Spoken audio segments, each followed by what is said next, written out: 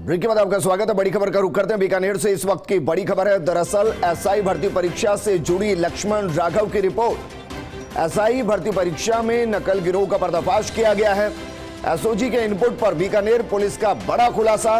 SP प्रीति चंद्रा के निर्देशन में आईपीएस शैलेंद्र इंदौलिया की कार्रवाई और एसआई भर्ती परीक्षा के पेपर की फोटो खींचकर डाली गई थी व्हाट्सएप ग्रुप पर। मेरे सहयोगी लक्ष्मण राघव जुड़ गए हैं। लक्ष्मण, ये परीक्षा 3 दिन चलनी है और पहले ही दिन अगर इस तरीके का गिरोह सक्रिय नजर आता है और उसके साथ साथ उसके खिलाफ कार्रवाई होती है तो 2 सवाल।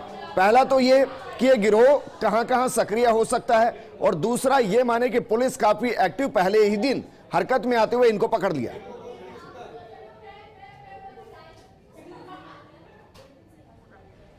देखिए, निश्चित तौर पर दोनों सवाल आपके बड़े महत्वपूर्ण हैं कि पहला कि 3 दिन परीक्षा चलनी है, लेकिन तारीफ यहां पर बनती है कि एसओजी के इनपुट पर जिस तरह से बीकानेर पुलिस ने काम किया। आप देखिए, बारिश के बीच एसपी प्रीति चंद्रा लगातार मॉनिटरिंग कर रही हैं और कहीं ना कहीं इनकी अगुवाई में जिस तरह से कार्रवाई को अंजाम दिया गया है, मुझे लगता है उन लोगों के लिए जो मेहनतकश विद्यार्थी हैं, ये बीकानेर पुलिस की एक अच्छी कार्रवाई कही जा सकती है। एसपी प्रीति चंद्रा से हम बात करते हैं। एसपी साहब, निश्चित तौर पर एक बड़ी सफलता मिली है।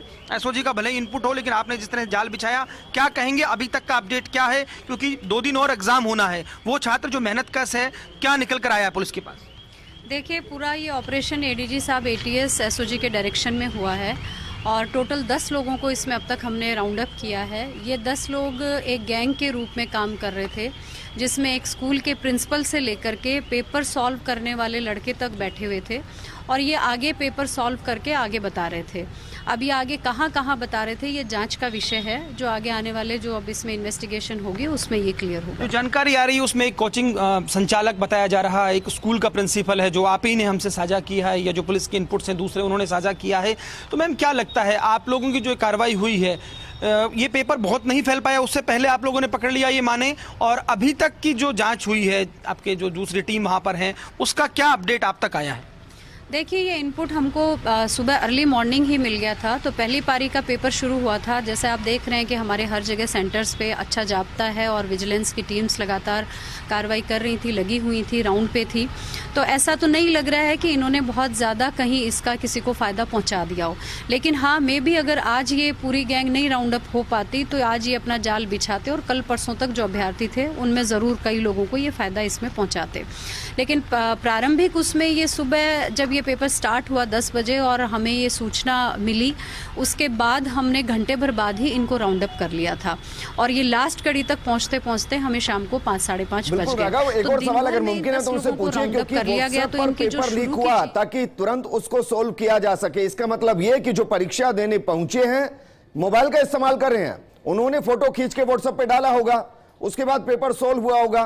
तो क्या जिन बच्चों के पास सोल्व पेपर पहुंचा है उन तक भी पुलिस पहुंचने की कोशिश करेगी, उनको ट्रेस करने की कोशिश करेगी?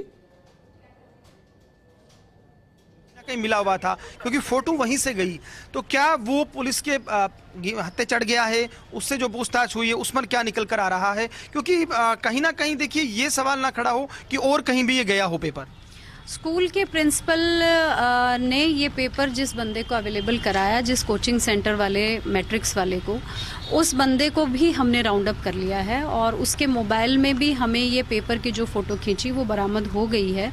तो ऐसा नहीं लग रहा कि प्रिंसिपल प्रथम दृष्टया जांच से कि इसके अलावा किसी के संपर्क। पुलिस की सफलता रही कहीं ना कहीं, बहुत जल्दी आपने किया। एक चीज और, 4 लोग जो हायर किए गए थे, जिनको सॉल्व के लिए बैठाया गया था, उन तक भी पुलिस पहुंच गई है।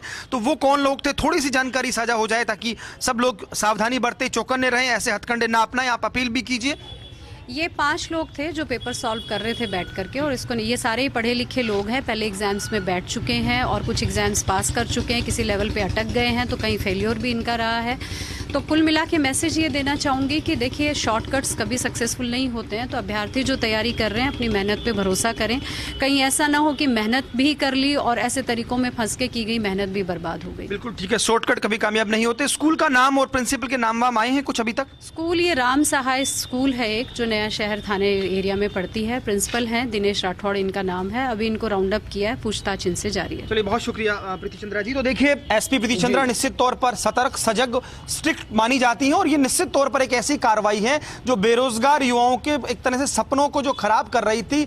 जो लोग थे जो ऐसा करना चाह रहे थे उनको पुलिस ने धर दबोचा है। एसओजी का इनपुट था, बीकानेर एसपी चौकन्ने थे, इनकी पूरी टीम थी, आईपीएस शैलेंद्र इंदौलिया समेत अन्य लोगों ने कार्रवाई की है। तो बड़ी अपडेट दे रहे हैं कि 10 लोग धरे गए हैं। बीकानेर पुलिस को बड़ी सफलता मिली है। कहीं ना कहीं पेपर की फोटो खींची गई थी, व्हाट्सएप किया गया था, 5 लोगों को हायर किया गया था जो पढ़े लिखे लोग थे और इस एग्जाम को, इन पेपर को कहीं ना कहीं सॉल्व करके उन लोगों को देते जो पैसा दे रहे थे। लेकिन एसपी प्रीति चंद्रा ने महत्वपूर्ण बात कही है, दोबारा उसे कोट करूंगा, शॉर्टकट से कभी बड़ी सफलताएं नहीं मिलती हैं, ये हम सबको समझना होगा। Over to Vijendra. जी बिल्कुल राघव, शुक्रिया हमारे साथ जुड़ने के लिए। और प्रीति